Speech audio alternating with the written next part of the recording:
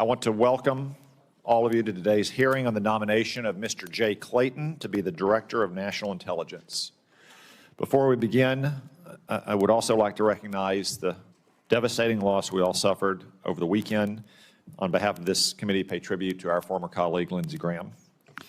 Though Lindsey didn't serve on the Intelligence Committee, as a former chairman of the Senate Judiciary Committee, he was a part of our extended family, and he was obviously a champion for intelligence officers just as he was for our troops.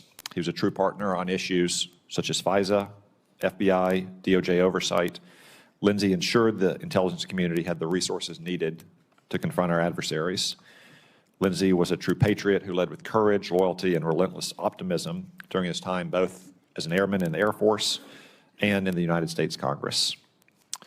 In remembrance of Senator Lindsey Graham's lifetime of service, I invite the members of this committee to honor our colleague and friend by living up to the example he set and carrying forward his love for God and for country. We also welcome his sister and new senator, Darlene, who we all had the occasion to meet yesterday, and who I know will carry forward his legacy in a way that would make him immensely proud, as he always was proud of his young sister. Today's hearing is an opportunity to consider Mr. Clayton's qualifications. So I'd like to welcome him and his wife, Gretchen, to the Senate Intelligence Committee. Mr. Clayton, thank you for once again answering the call to public service. To your family and loved ones, including those watching from home, thank you for your support during this process. I want to state for the record that Mr. Clayton has provided answers to our standard 40-page committee questionnaire. He has answered in writing more than 200 advanced questions for the record as well. He has completed his FBI background investigation. He has met with most members of this committee, and he has provided more than 5 years of tax returns. This is no small feat, but was helped in large part by the fact that this was his third time through the process. I want to thank all of those persons and organizations who worked to move his nomination at very fast speeds. That includes our committee staff, the staff at the Office of the Director of National Intelligence, the FBI, the Office of Government Ethics, and the White House Counsel's Office. I'd also like to offer my prayers to outgoing Director of National Intelligence, Tulsi Gabbard's husband, Abraham, as he battles cancer, and thank Ms. Gabbard for her efforts to streamline the ODNI as she turns, understandably, to her husband's care. This committee is grateful for her decades of service to the country, both in uniform and as a civilian. And I also want to take a moment to thank Bill Pulte for his leadership to date as the acting Director of National Intelligence. The additional steps he's taken to right-size the office of the DNI will help Mr. Clayton be successful on day one of assuming this position. Mr. Pulte has been highly communicative and engaged with me and my staff during his tenure, for which I am grateful. Mr. Clayton, it's my understanding that you intend to finish Ms. Gabbard's work to return the ODNI to its original size, scope, and mission. I've long said that the right number of staff at the ODNI would number in the dozens, maybe a couple hundreds at the maximum, but certainly not the thousands of recent years. Congress intended the ODNI to be a lean and efficient organization to keep bureaucratic intelligence agencies at bay. But some 20 years later, the ODNI has unfortunately become yet another bloated agency that incentivizes bureaucratic make work as opposed to genuine intelligence work. Mr. Clayton, given your many years as a seasoned professional in both government and private practice, I'm eager to hear how your experiences will inform your plans to return the ODNI to those roots. I look forward to working with you to provide any legislative relief that you deem necessary, such as transferring centers or functions to other government agencies, because while many functions that are needful occur at the ODNI, they don't necessarily need to be occurring there. Additionally, I'm interested in hearing about your efforts to advance America's national security in your current role as the United States Attorney for the Southern District of New York. As U.S. Attorney, Mr. Clayton has gone after some of the worst national security threats, including foreign enemies who put innocent Americans at risk and have American blood on their hands. For example, he's overseen the indictment of Venezuelan dictator Nicolas Maduro, secured the guilty plea of Venezuelan General Hugo Carvajal, and overseen the prosecution of an Iran-backed terrorist connected to multiple attempted terror attacks in the United States. Though these are just a few high-profile cases, let me state for the record that Mr. Clayton has worked hand in glove with our intelligence agencies and counterterrorism personnel to lock up criminals who threaten our national security. I commend him and all those involved for this important work. I'm interested in hearing from the nominee how he plans to apply this experience as the leader of the intelligence community. Mr. Clayton, in addition to streamlining the ODNI, foremost on your to-do list will be helping refocus the intelligence community on operations by being a vocal and uncompromising advocate for its resources. If confirmed, I'll expect you to make the case to the Intelligence and Appropriations Committees for why the funding requests in a supplemental funding bill are so vital. As most of us know, the intelligence community operations are at an all-time high with great successes. While the Pentagon received money from the Working Families Tax Cut, the intelligence community did not. I'll say here publicly what I wrote to Acting Director Pulte and Director Ratcliffe last month. I do not want to see any more reprogramming requests that borrow from one operational account to fund another. There are plenty of underperforming and under-executing programs across the intelligence community that can be a bill payer for needful operations until Congress can pass supplemental appropriations bills. Now, before I turn it over to the Vice Chairman, I'd like to put on the record that in all my experiences with Mr. Clayton, his reputation as someone who operated with morality, decency, and integrity has proven to be true. The job Mr. Clayton has been nominated for today is not one which he sought, but one which he has been gracious enough to take on. I'm confident that by the end of the day, my colleagues will join me in seeking to get Mr. Clayton's nomination across the finish line. I now recognize the Vice Chairman for his opening remarks. Well, thank you, Mr. Chairman. Let me just echo what you said at the beginning of this hearing in terms of the great loss we all feel on both sides of the aisle of the passing of our friend Lindsey Graham. And as we commented yesterday, he was not on this committee, but he sure as hell acted like he was on this committee on many times. Mr. Clayton, Jay, it's good to see you again. And it was great to have the opportunity to meet your wife, Gretchen, in the anteroom. And I'm going to start with where the chairman started. And I have addressed this before, but the process we've gone through to get you before this committee is really pretty remarkable. I can't think of any other instance in the history of this committee where a president sends a nominee up, and then in a bipartisan way, we say, we really want to move heaven and earth to get this nominee moving through quickly because of the importance of the position. And then the president decided that the Senate was moving too fast on his own nominee. And pulls that nominee for a while, pulls down the hearing, and in the meantime blows up the FISA reauthorization process, which is critically important. Now, I know you had nothing to do with that, and we're probably as surprised as many of us. So I guess congratulations about getting finally in front of this committee. I also want to thank you for your partnership when you were SEC chairman and when we worked on investments in human capital.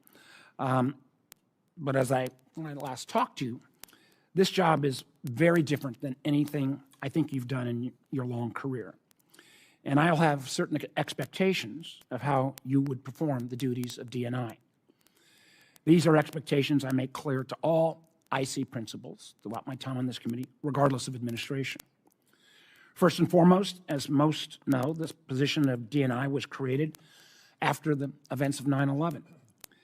And as such, and Senator Collins had a large role in creating this position, it said law requires the DNI have extensive national security qualifications.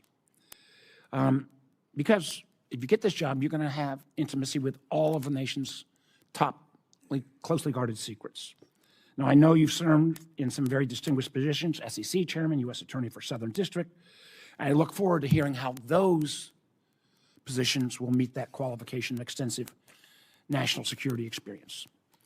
Second, as I mentioned, the DNI has literally access to all our nation's secrets, things that are limited only to the Gang of Eight here in Congress. And I will hope that you will treat this sensitive information with the kind of respect and security it deserves. As members know, one of my greatest concerns with President Trump's appointment of Mr. Pulte as acting DNI is that Mr. Pulte had no national security experience, and if anything, it's what seemed to be his one qualification. He had a demonstrated record of releasing private, confidential mortgage information so we could weaponize it for political purposes. I can't think of a less qualified individual to be anywhere close to the DNI's role. In fact, There's already reporting about Mr. Pulte's plan to do what intelligence on elections, some that's based on and how we might misuse some of that on some of our most sensitive sources. And just don't understand how Mr. Pulte, and one of the reasons why I am anxious to get a permanent DNI, can end up figuring out what is appropriate or not appropriate since he's been in the job for only 3 weeks. And again, with no national security experience. Our nation's security depends on our ability to protect secrets and protect the people who gather those secrets, whether it's allies, partners, or assets we have recruited. Carelessly handling that information ultimately makes our country less safe.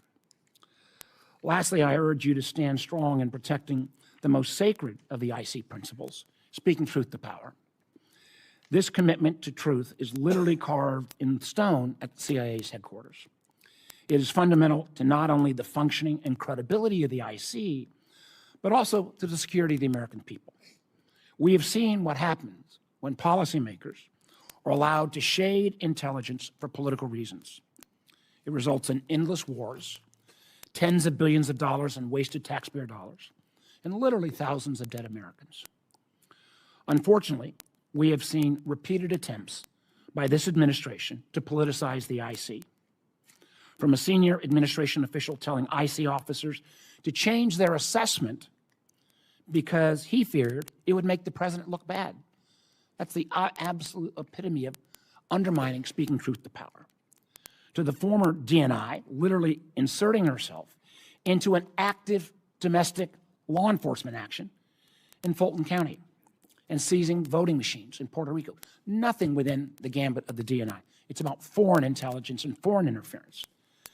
And in fact, recent reports suggest that the IC's annual analytic objective survey, where they go out to the whole IC community and say, how do you think things are going, shows a substantial increase in the number of IC employees who say they are concerned about the intelligence analysis being undermined by political interference. Again, the opposite of why your role was created and the opposite of what the goals of the IC should be. I hope that should you be confirmed, you will make it clear that this kind of politicization has no place in the intelligence community. And I ask that you treat the thousands of IC career staff who will be under your charge with the kind of respect and dignity they deserve. They are brave men and women who've signed up to serve our country, and they never get the recognition that our men and women in uniform get, but they do so much to protect our nation. And as I said at the outset, this is a very different job than any you've had in the past. And in some ways, I believe it's more critical than being SEC chair or U.S. attorney, because in many ways, the IC is our first line of defense in terms of keeping our country safe. In order to make sure we keep our country safe, the IC must also maintain the trust and credibility with the American people, which means objective analysis, keeping itself free from politicization. I look forward to your answers. Congratulations again, and I yield back. Thank you, Mr. Vice Chairman. I now recognize Senator Rounds, who would like to say a few words about Mr. Clayton. Thank you, Mr. Chairman. Today I have the privilege of introducing the Honorable Jay Clayton, President Trump's nominee, to serve as the next Director of National Intelligence. I first met Jay through my role on the Banking Committee when he was nominated by President Trump and confirmed by the Senate to be chairman of the Securities and Exchange Commission in 2017. He's a consummate professional with a distinguished career in both the private and public sectors. The Senate previously confirmed him on a bipartisan basis to serve as the SEC chair, and I'd like to think we were proven correct in judging his character the first time around. It's no surprise President Trump would select him to serve in his cabinet. The DNI has to be a trusted, unbiased voice to provide ongoing intelligence to the president. I believe Jay will do a great work in this role. Jay is an accomplished lawyer with decades of experience, and he currently holds one of the most high-profile and demanding posts in the Department of Justice as the U.S. Attorney for the Southern District of New York. He made the most of his time in New York by prosecuting some of America's worst enemies and threats to our national security. Mohammed al-Sadiyah, the Iranian-Iraqi national responsible for over a dozen terrorist attacks in Europe and 2 attempted attacks on America, Nicolas Maduro, and other narco-terrorists. These efforts required extensive coordination with the intelligence community and larger national security enterprise, including the Department of Justice, the Department of the Treasury, the Department of Homeland Security, and the Federal Bureau of Investigation. If confirmed, Jay's experience at the helm in New York will serve him well as DNI. Mr. Clayton chaired the SEC through a period of significant uncertainty for financial markets during the depths of the COVID-19 epidemic in 2020. His success in leadership roles at the SEC and DOJ is strong evidence of his ability to be an effective coordinator as the Director of National Intelligence. Many of the most pressing national security threats we face today are cross-cutting issues that involve technology and economics and go beyond the IC's traditional focus on foreign military capabilities and foreign leadership intentions. Jay's time at the SEC and in the private sector has given him valuable experience with issues that the DNI faces on a daily basis: cyber threats from state and non-state actors, illicit finance, economic competition with China, and the rapid adoption of artificial intelligence by both our adversaries and our own intelligence community. He brings valuable insight into each of these areas that will serve him and our country well. Jay holds a TS SCI clearance and has worked in highly classified, compartmented environments requiring discretion and security compliance. As a result, he knows firsthand the critical importance of Section 702 and FISA. His extensive experience working across agencies is a quality needed as DNI. He has a working relationship with CIA Director Ratcliffe that will make for a smooth transition into this leadership role. While Jay may not have served in the intelligence community, he has the right mix of practical experience working with the IC, including experience with the Justice Department and coordination with the Department of the Treasury. His professional background is important to the growing demands being placed upon the IC related to technology and economic competition. Further, his diverse experience in the private sector, the SEC, and as a U.S. attorney in a very active district give him the wealth of management, leadership, and organizational experience to succeed in coordinating at all the different equities, or with all of the different equities that make up the intelligence community. In closing, I offer my strong endorsement for Mr. Clayton to serve as the next Director of National Intelligence. Thank you, Mr. Chairman. Thank you, Senator Round.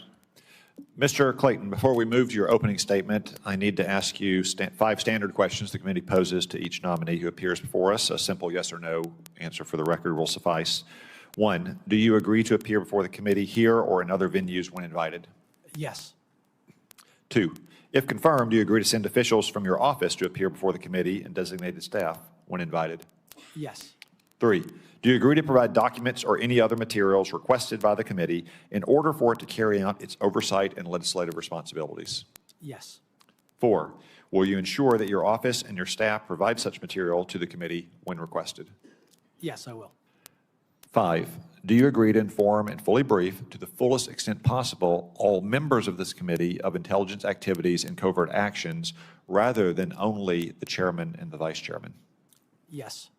Thank you very much. After our hearing today, it's my intention to convene a committee business meeting early next week to vote on the nomination of Mr. Clayton and report it to the Senate for a floor vote. Mr. Clayton will now proceed to your opening statement, after which I will recognize members by seniority before the gavel and by arrival after the gavel for 5 minutes each. Mr. Clayton, the floor is yours. Thank you, Chairman Cotton. Vice, You move the mic a little closer. how's this? Okay. Thank you, Chairman Cotton, Vice Chairman Warner, and the distinguished members of the committee. I am honored to appear before you today as the nominee to be the Director of National Intelligence. I would like to thank President Trump for placing his continued trust and confidence in me. I am humbled by this nomination and grateful for the opportunity to continue serving our country.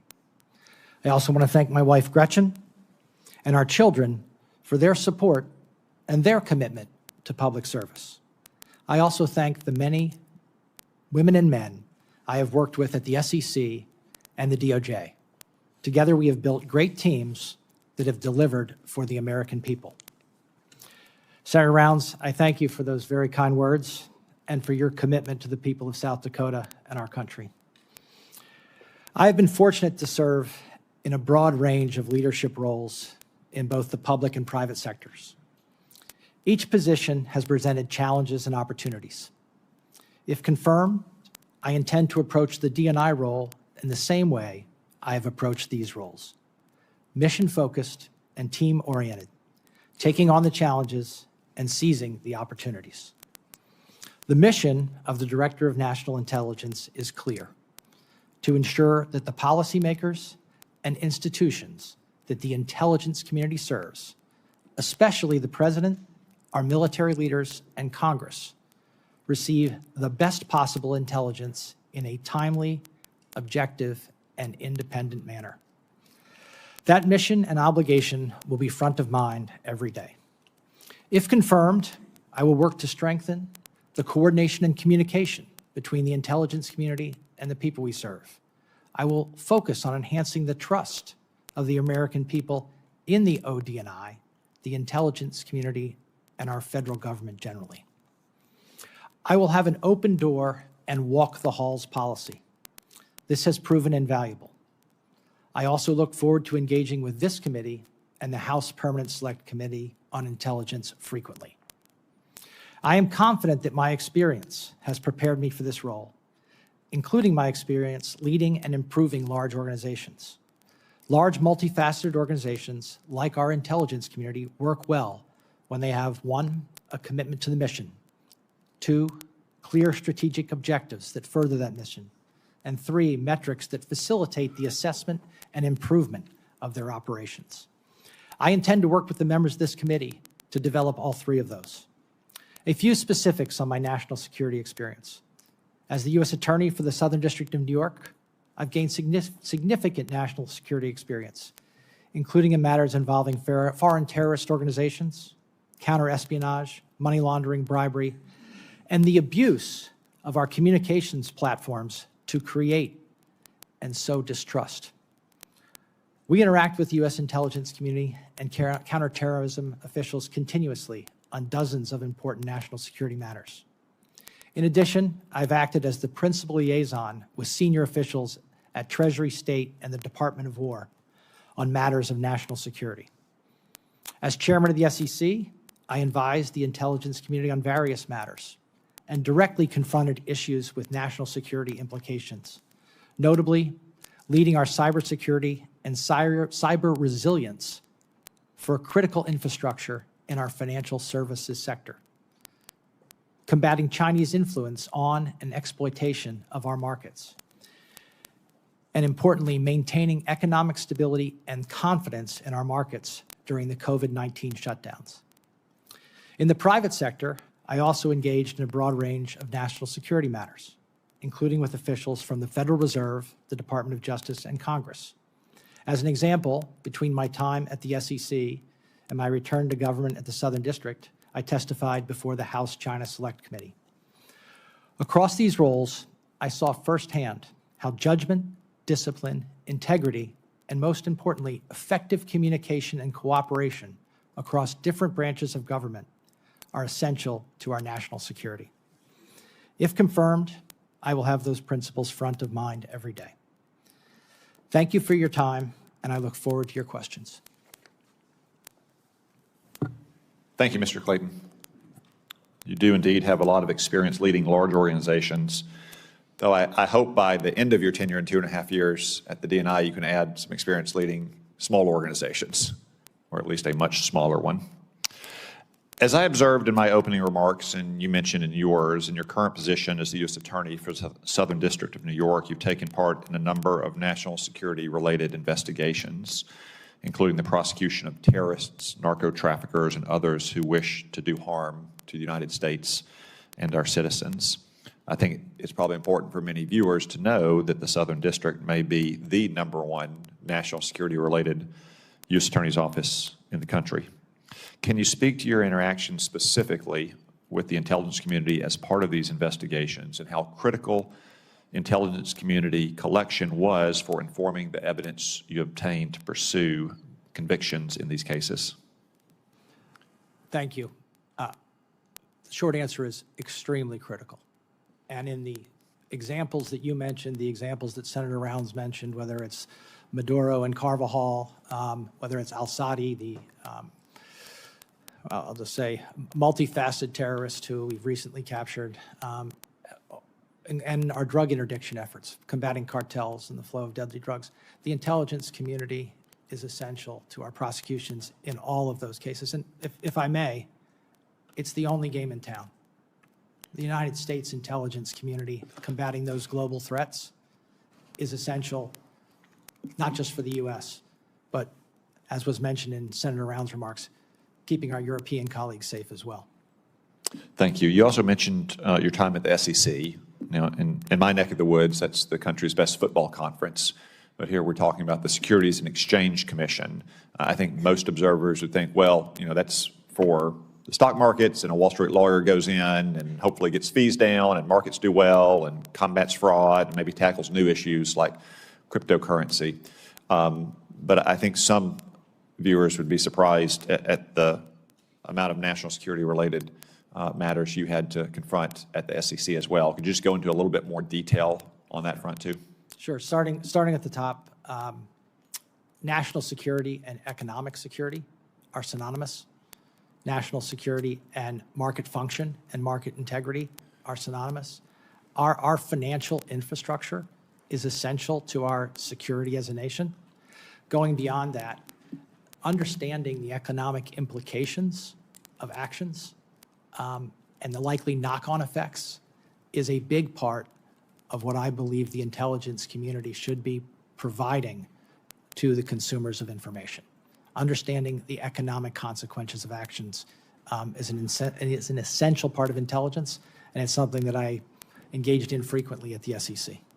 And while the Office of the Director of National Intelligence was set up in the aftermath of the 9/11 attacks and in the context of wars in the Middle East, isn't that particularly true as we think about our struggle for mastery with China and also checking Russian aggression around the world, that economic matters are vitally important when we're facing traditional nation-state actors like Russia and China?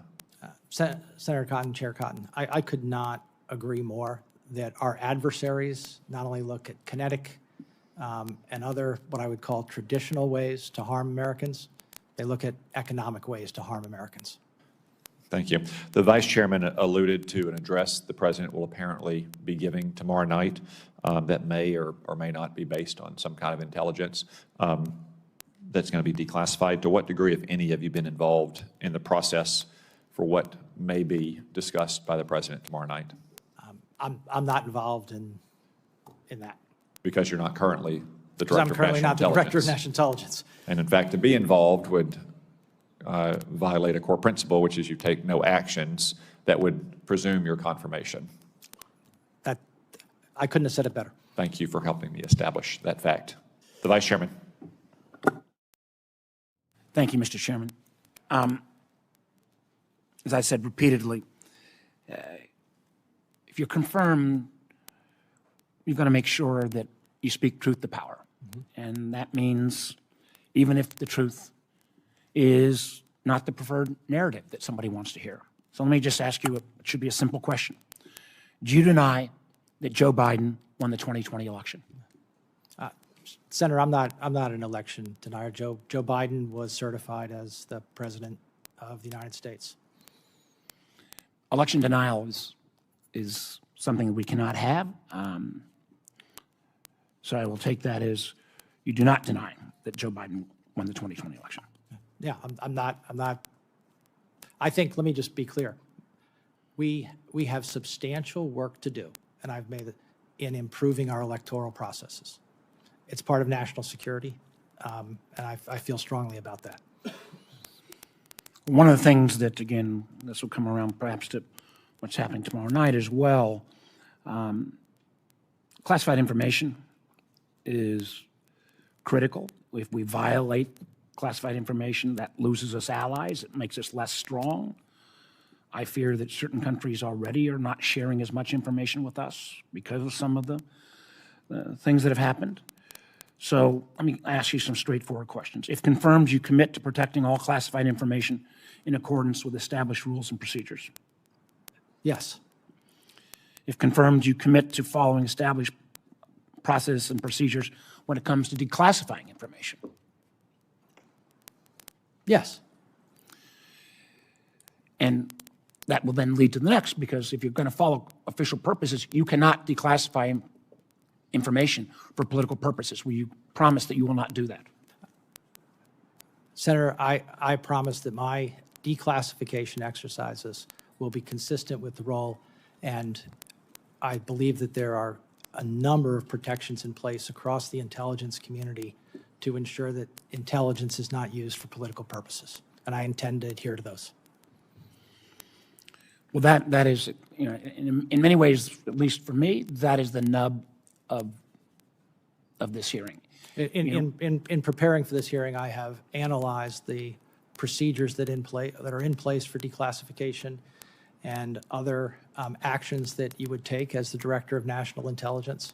And I look forward to consulting with the people inside the intelligence community and at the ODNI to ensure that we adhere to those principles. It's critically important because, again, we may see some of this tomorrow night or not, but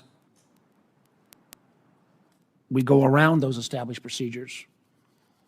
We could burn sources and methods. We could lose allies. The ramifications are so grave, and it has been treated in such a cavalier way that it's really extraordinarily upsetting to me. Along with classified information comes the analytic tool. One of the things that I pointed out in the recent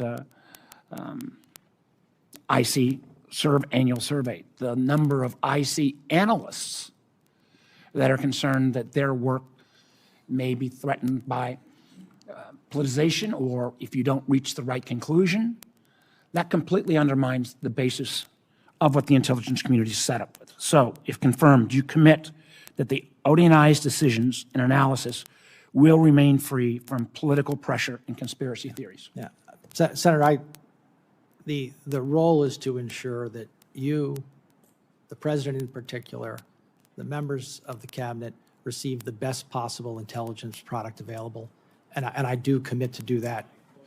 And I do commit to do that. Yeah, if you could bring the whole box a little Sorry, closer. I need a space for the papers. But I can't stress enough, if the IC workforce feels they're going to get political blowback or get fired, which we have seen, because they reach a conclusion that may not be what certain folks in the administration want to hear, that undermines the whole work of the whole community. If I could jump in on that, Please. and I want to say that my experience at the SEC, my experience at the DOJ, is that the people who have worked for me have great confidence that they can speak to me in a candid and free from any worry that what they say to me in their professional capacity is going to result in any kind of disagreement. I would say any kind of friction beyond the normal toing and froing that you have in any organization. And I will say, let me add a comment to what Senator Round said. In working with you at the SEC, I found that was how you operated, and particularly in taking on certain issues that might not have been politically popular. But this is such a different role, and I am so concerned that whoever ends up in this role is going to be under a set of pressures that may be unprecedented, and we're going to need somebody extraordinarily strong. I'll come to my last set of questions, and that is around election integrity.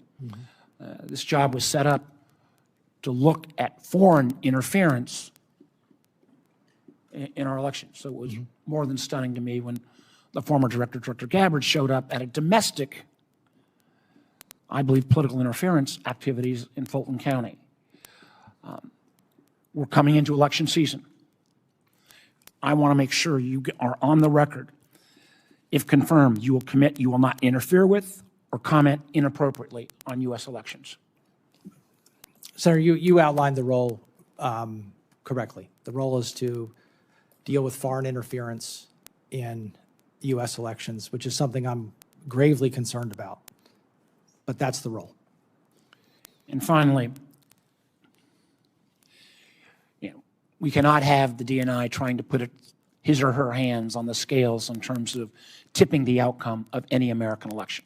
Will you commit to not put those hands on the scales? The role of the intelligence community is to provide information, not to engage in policy or those things. So yes. Thank you. I yield back. Thank you. I agree that the role is very different, but I think that's true of most government roles. And we never quite know how people perform in them, and some of us have been very satisfied with nominees we've confirmed in both parties, and some have been dissatisfied. But look at our former chairman, Marco Rubio. Being a senator, I think we can all agree, is very different from being the Secretary of State or being the National Security Advisor, and he's pitching a near-perfect game in those roles, if you ask me. But you can't reason by analogy. You've been a Wall Street lawyer for a long time. How long have you been a lawyer? Goodness, 36 years, And 33 years. And so you're governed by attorney-client privilege. That's not classified material, but it is require you as an ethical obligation. Have you ever had any issue in handling attorney-client material? No. And the material you're handling in Wall Street, I mean, you're talking about market-moving material, millions or billions of dollars. Billions and probably in aggregate trillions of dollars of information that you have to be very careful not to allow to slip.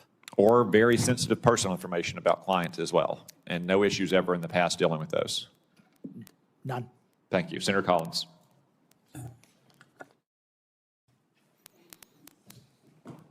Thank you, Mr. Chairman. Welcome, Mr. Clayton. Mr. Clayton, I want to give you a little bit of history of the ODNI. I was a co-author of the legislation that created the Director of National Intelligence, along with Senator Joe Lieberman, Congresswoman Jane Harman, and Congressman Pete Hoekstra in the House. And it came about following hearings that we had and extensive analysis of a failure of the more than 18 intelligence agencies to share vital information, information that perhaps could have allowed the dots to be connected and the horrific terrorist attack of 9/11 to have been discovered and deterred. I'll never forget a conversation that I had with Secretary of State Colin Powell. He said our intelligence community needed an empowered quarterback to make sure that there was sharing of information and a collective, collaborative approach to intelligence. Instead, what we had was a very siloed approach. And that's why we worked so hard to draft the Terrorist Prevention and Intelligence Reform Act that created the Office of the Director of National Intelligence and the NCTC, the National Counterterrorism Council, which would bring agencies together. So I understand that ODNI has grown far bigger than we ever would have envisioned when we wrote that law. But I am deeply disturbed that some administration officials, and indeed some senators, have called for not just a reduction in the size of ODNI, but that we abolish it altogether. There remains a critical purpose and mission for ODNI to lead and manage the 18 separate intelligence agencies with worldwide operations that include space, cyber, and human intelligence domains. Do you commit to maintaining the vital role of ODNI and its NCTC? The short answer, and that I'd like to elaborate, is yes, I do. And having seen this from the outside now, in my roles and also preparing to hopefully take on this role, if we didn't have this role, we'd have to invent it, because there needs to be a focal point for coordination across the other 17 intelligence agencies. There needs to be a place of oversight, a place to resolve conflict. I look at it as a board of directors roles. And to the extent that the ODNI has gotten into operations or started to play the roles of some of those other agencies, it probably should pull back, because it's difficult to be both operations and oversight, but I think an oversight role is important. Thank you. The second issue I want to bring up with you is the anomalous health incidents, also known as Havana syndrome, that have occurred since 2016 and caused, in some cases, career-ending disabilities for our intelligence, our defense, our State Department employees. The intelligence community initially took these attacks and care for victims seriously. However, for various reasons, this quickly seemed to turn into a very dismissive attitude throughout the federal government with little forward progress. This led Senator Gillibrand and I to co-author the Havana Act of 2021 to support the victims who are not receiving care nor compensation. I have been frustrated over the past few years across both the Biden administration and the Trump administration by the excuses provided and misinterpretations of AHI attacks and the slow implementation of Senator Gillibrand's and my bill. Last week, Tulsi Gabbard rescinded 2 previous AHI intelligence community assessments and started to reassess both previous and new intelligence related to AHIs. It's critical that we know about possible foreign weapon capabilities and how to keep our hardworking personnel who are stationed in dangerous parts of the world safe from these dangerous attacks. But forward movement remains very slow. The DNI confirms, it's your job to confirm that intelligence is objective, timely, and independent of political considerations and based on all available sources. So with recent efforts to re-energize the research on the causes and attribution of these devastating attacks on our personnel, do you plan to continue these efforts? Well, I'm not privy, but I certainly plan to engage with you and Senator Gillibrand on this issue, and I'm happy to do so. I look forward to future discussions. There's a lot of history here. Yeah. Thank you. Thank you, Senator Collins. No stronger leader on national security, not just on this committee, but your work on the HISGAC committee and especially the Appropriations Committee, like our friend Lindsey Graham, the troops and intelligence officers have no better friends than Senator Collins. Thank you for your work. Senator Wyden. Thank you, Mr. Chairman. Mr. Clayton, according to the press reports, the FBI director spent 8 hours last Friday at the White House investigating journalists. My view is this is a flagrant attack on journalists in the First Amendment under the direction, apparently, of the Trump administration. When were you directed to issue subpoenas to the journalists, and by whom? Senator, I believe you're referring to the reporting around the subpoenas relating to the subpoenas you signed. The subpoenas that I signed. Those subpoenas are in connection with an ongoing national security investigation.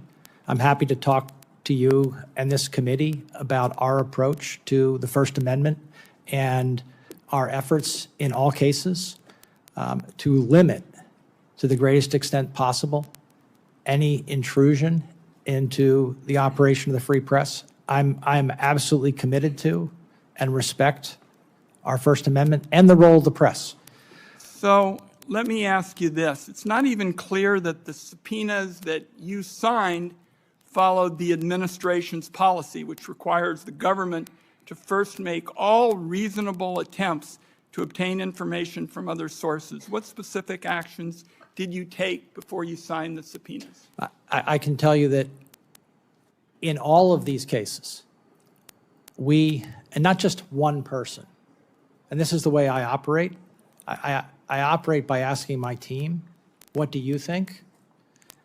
Any action in this regard, you can be assured that it was a consultative exercise with the career prosecutors in my office. So that's what you did beforehand to satisfy yourself that this was important to do, to send these journalists a subpoena and go to their house? To issue the subpoenas, but let me say that this is, I don't want to get into this in too great a detail because it's inappropriate. I don't want to get into details. I just want to find out what went on. We followed the processes that Okay. we're required to follow. Let me go to the question of elections. You've claimed in the past that vote by mail is tainted, and I haven't seen any evidence of this. These are your exact quotations. You talk about, dishonesty in mail-in voting, and at one point you talked specifically about a group that was doing it. I think it would be very helpful to get a sense of who you're talking about. You said, and I quote, "One group is using mail-in voting dishonestly." So you basically said you got a group out there who are election bandits. Who are we talking about? Now, I would like to see where you're pulling those quotes from because I've been very careful in my words on this. I've been very careful. Look, I'd like to see the whole passage. Send you the material. Yeah, no, it'd be great, and I'm happy to answer. But let me tell you Please. that we should be. There are two parts to this. One is access, which is extremely important. Access to the ballot is something that I know this body, many people have worked hard for years and years. The other one is integrity. I'm a big believer that we can have better access than we've ever had before and better integrity than we've ever had before.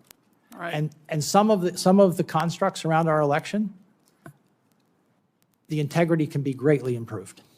Well, I want to see it because I want to know the names of the people that you're calling dishonest, because I'm the nation's first senator elected by mail. The second senator was a Republican, and we don't believe that this is tainted by fraud. And I have time for one more question. You said that the country was well served by this agreement that Donald Trump is not going to get audited in terms of his taxes. You went through the whole process.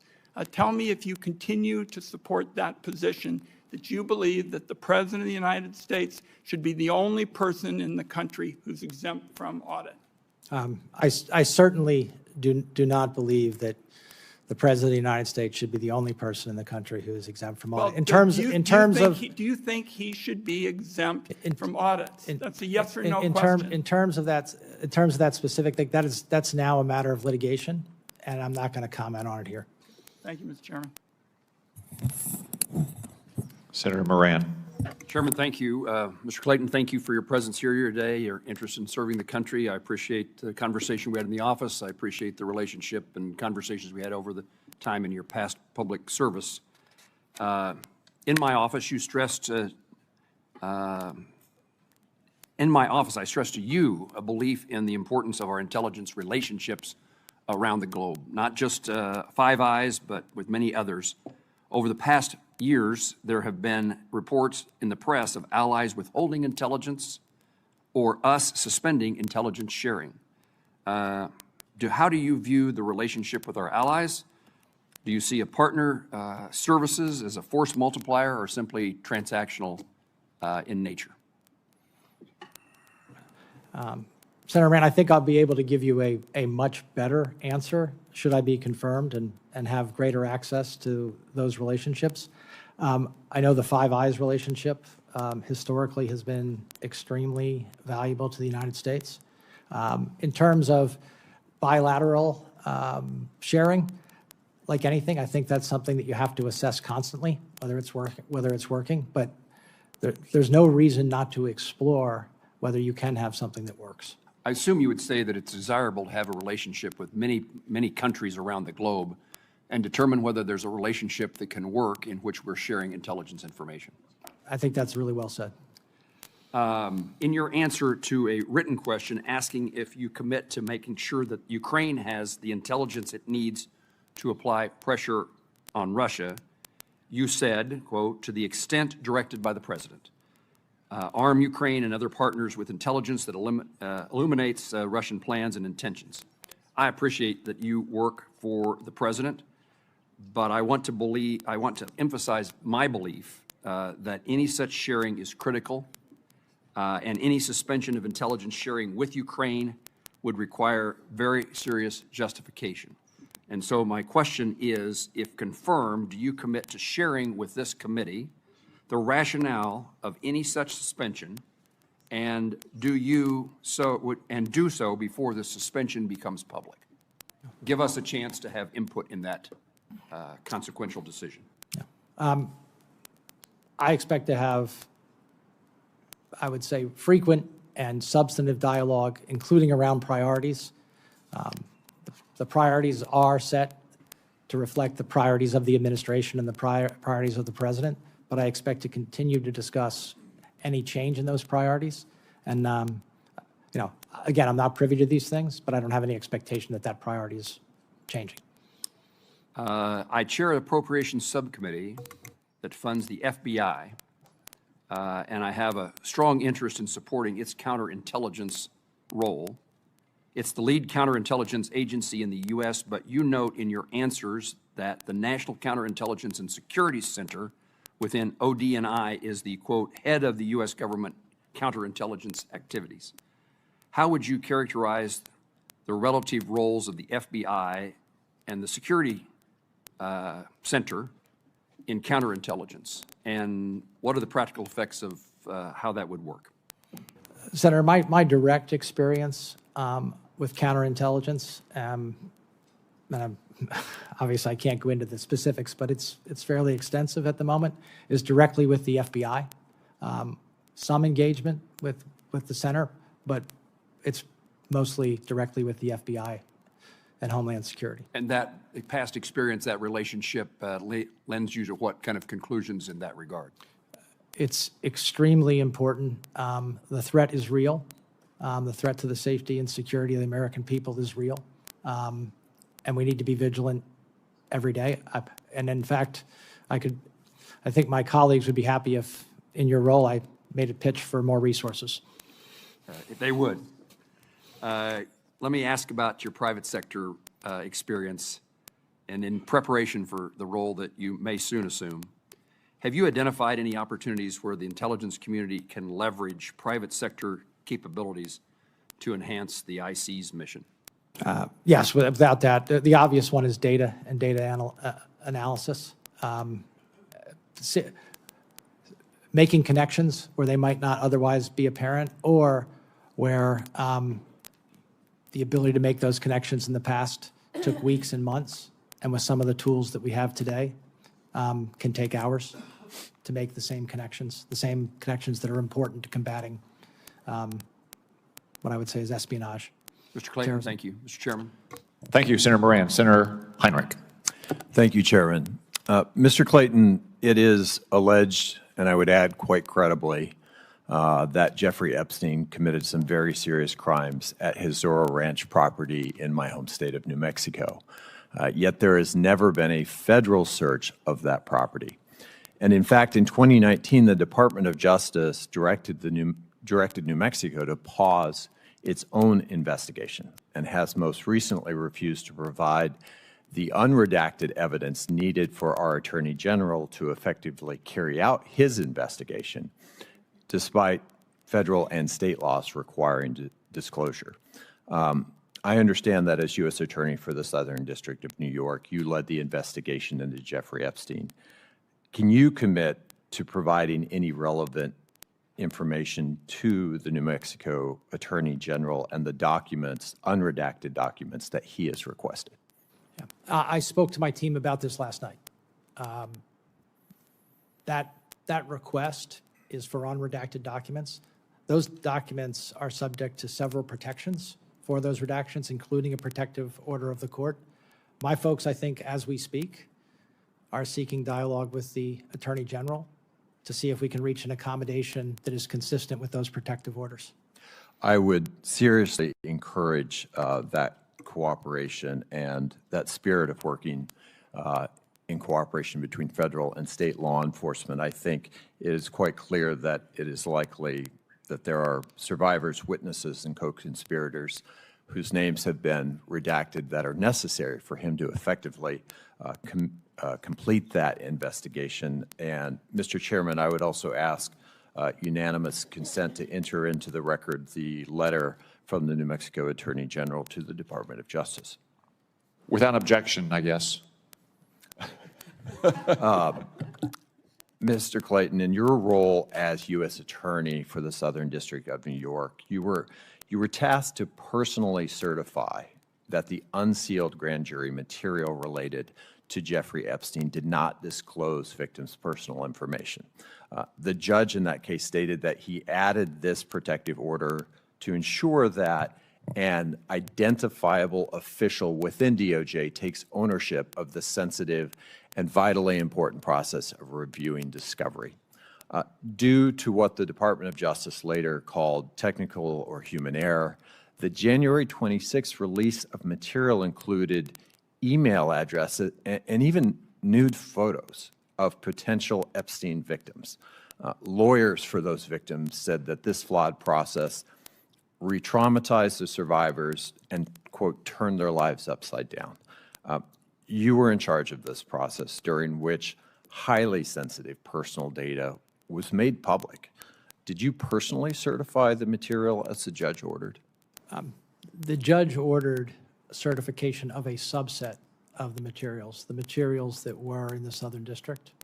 So who takes responsibility for what I think was an unconscionable release of, an unnecessary release of personal information for these victims? I think the Department of Justice has addressed that from the overall perspective. You know, Harry Truman used to have a sign on his desk that said, "The buck stops here." Who has a sign on their desk in this case? For the Southern District documents, it was me. In a media interview a couple of months ago, you were asked your position on the president's $1.8 billion fund for victims of weaponization, and you replied, "When we are investigating people and bringing charges against them, criminal charges against people, from a financial point of view, they can be absolutely devastating. If people have been pursued inappropriately, I'm supportive of there being relief for that financial cost." That's it, end quote. Do you believe that people convicted of violent crimes related to the January 6, 2021 attack on the U.S. Capitol and on U.S. Capitol Police were pursued inappropriately in any way? Let me say this. Any physical violence against law enforcement is completely objectionable.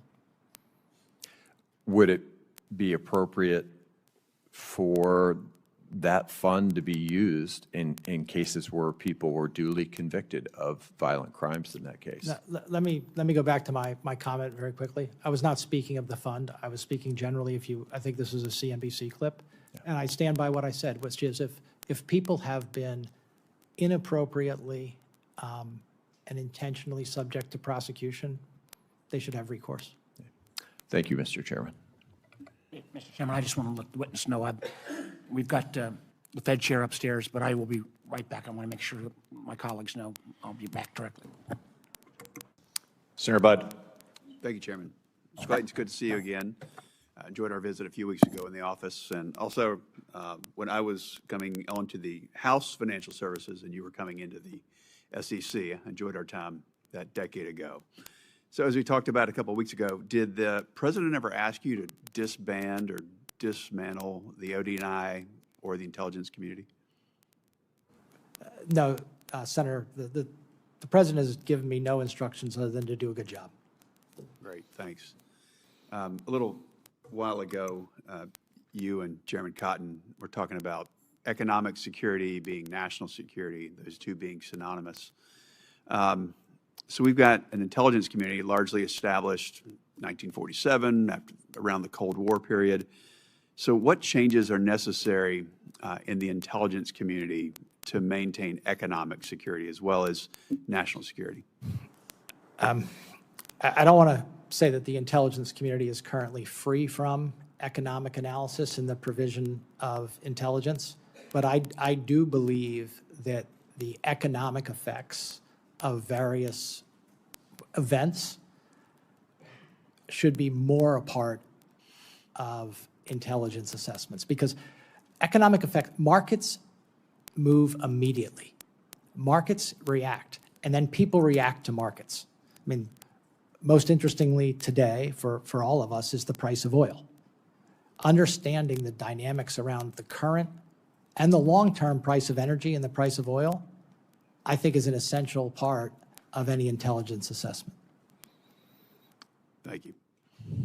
You know, the men and women in the intelligence community, they do an extraordinary work. Most of the time, they don't get any recognition.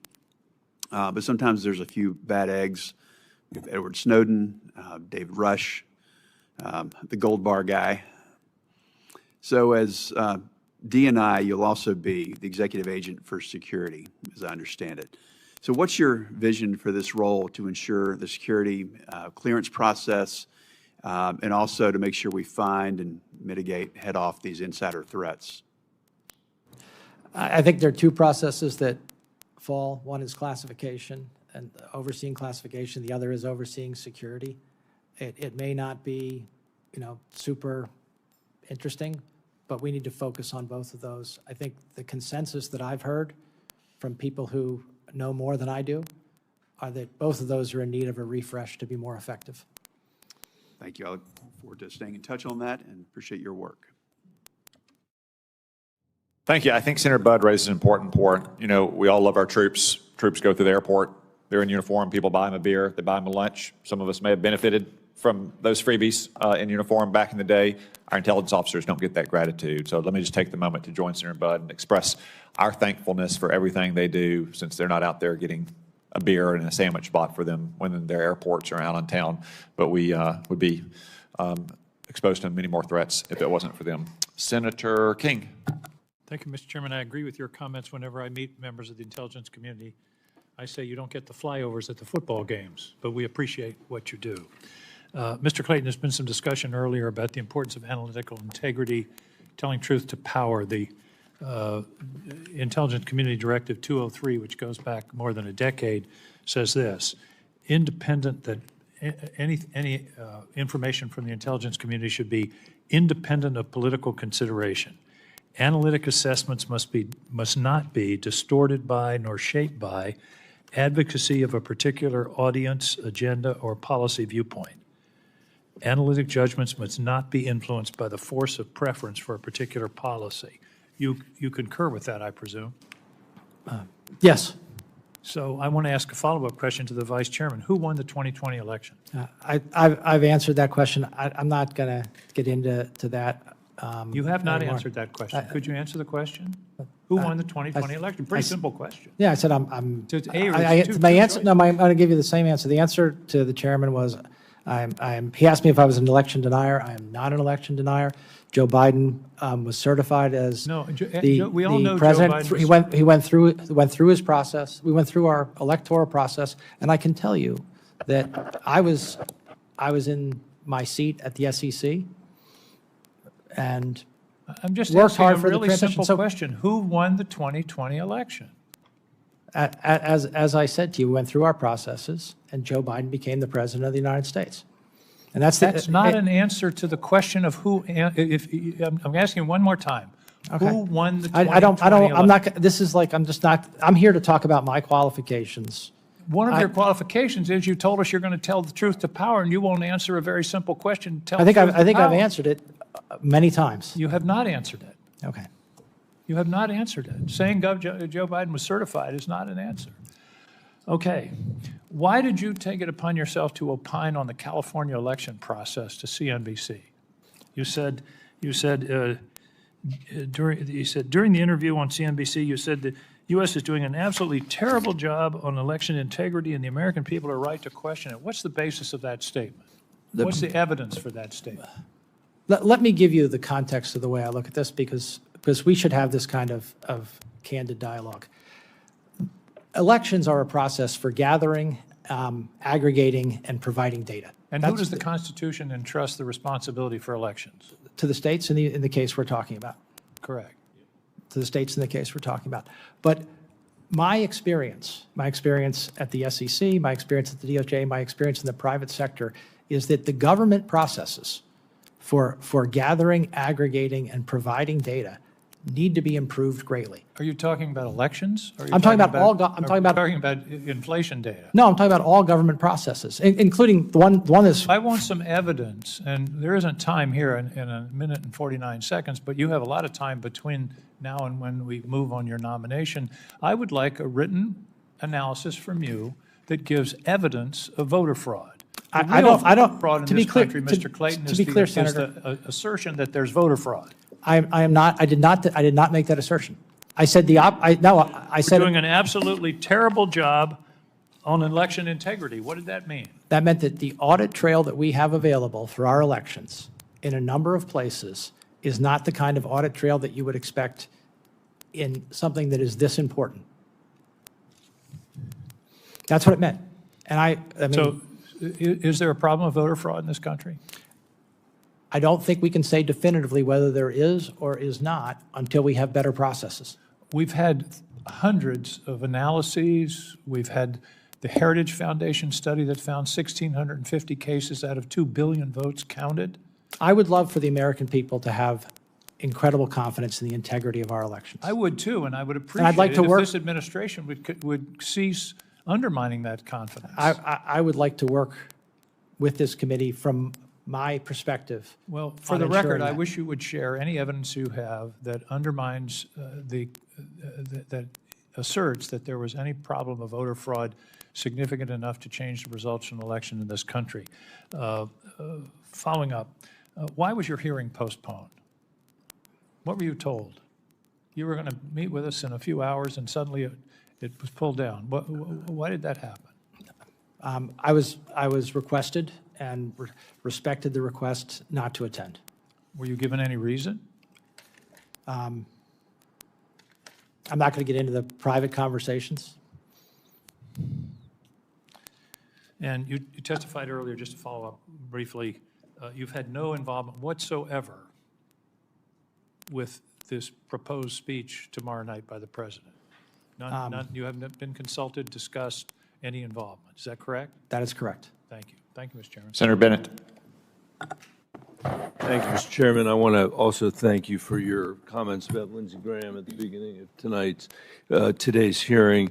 And we had a good discussion yesterday, Mr. Clayton, about Ukraine. I'm not going to repeat that here, but I know that his view of the situation and the view of the bipartisan support for Ukraine and the work that our intelligence community has done to support him is a really important project for all of us going forward. I wanted to ask you, Mr. Clayton, about the subpoenas of the New York Times reporters. And the reporting that I read is that the Secret Service had raised concerns about the security of President Trump's fill-in for Air Force One, and that there was a meeting at the White House with the FBI Director Kash Patel and other DOJ officials to talk about that matter, to talk about the reporting that had come from the AP. And I think earlier in an answer to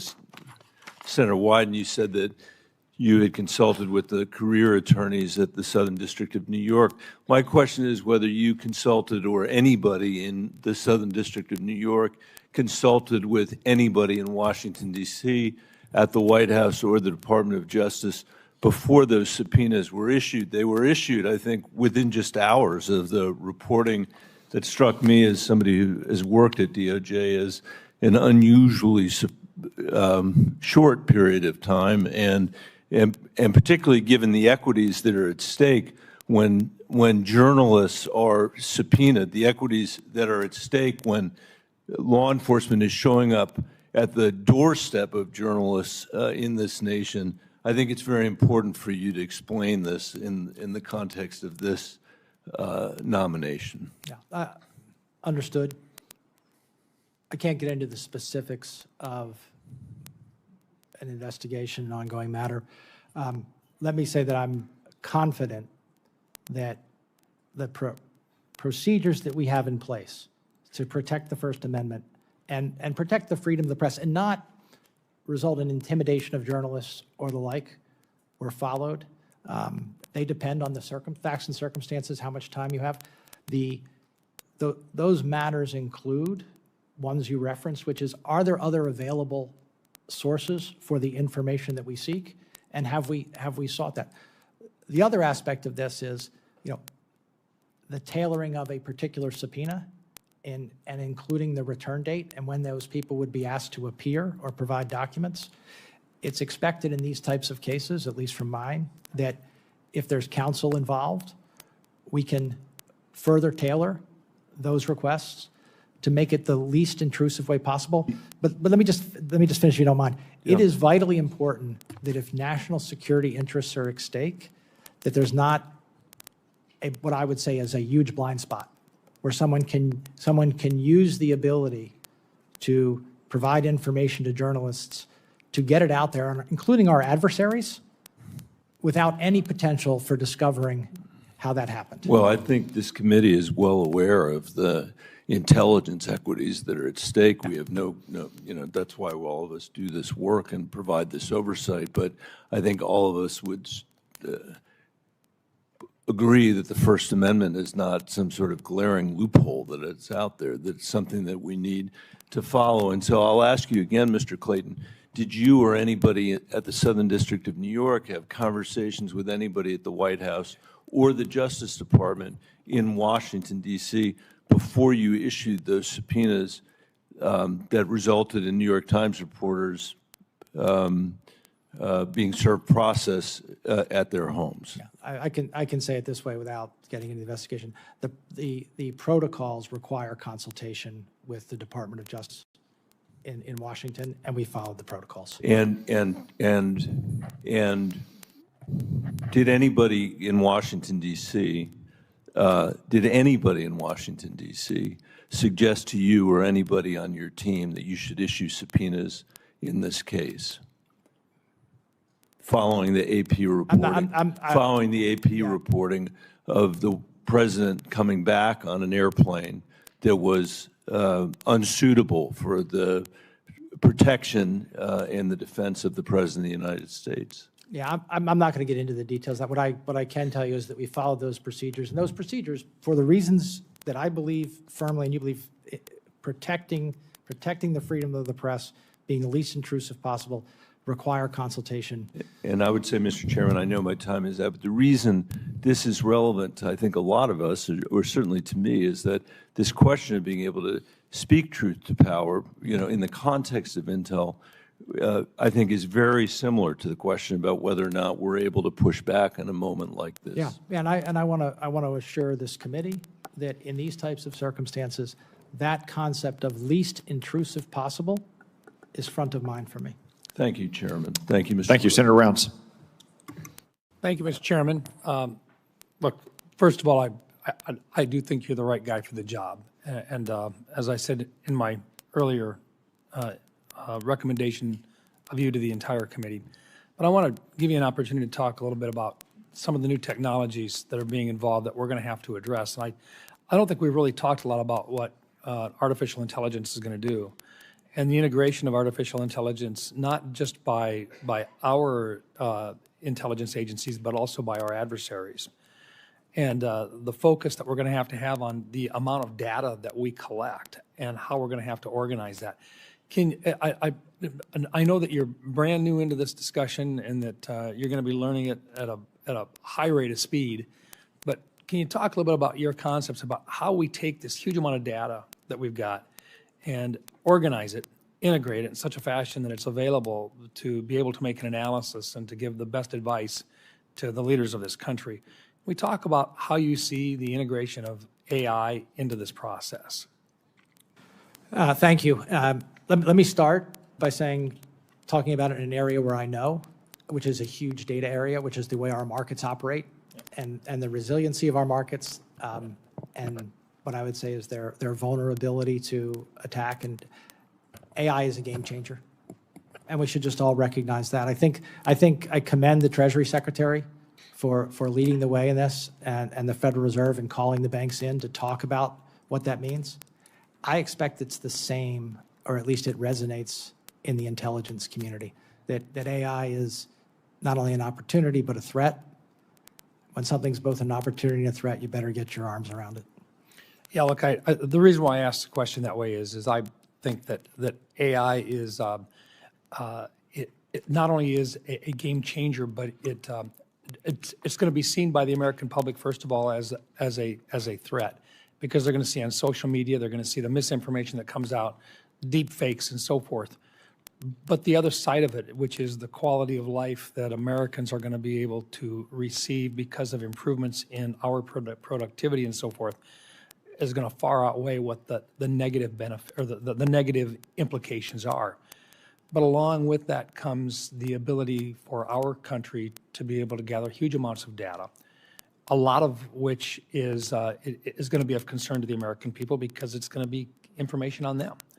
And they're going to be concerned that government is collecting information on them. Well, at the same time, government, the IC community in particular, has to be able to collect information, not so much on American people, but on the threats worldwide.